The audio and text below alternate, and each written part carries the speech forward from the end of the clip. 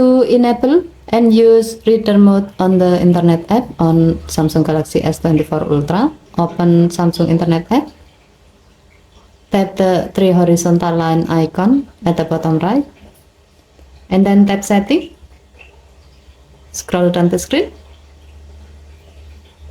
Tap Useful Features.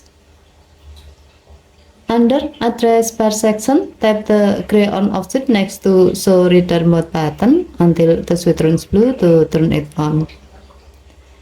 To see how to use this feature, tap the back key twice. Open a website. Here you can see the reader mode icon is displayed on the right side of the address bar. You can tap the reader mode icon to go to the reader mode.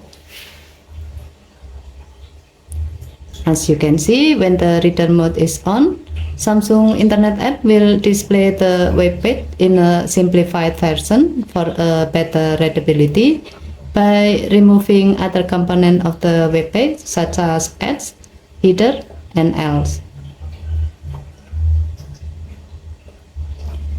To quit from the reader mode, tap the blue reader mode icon.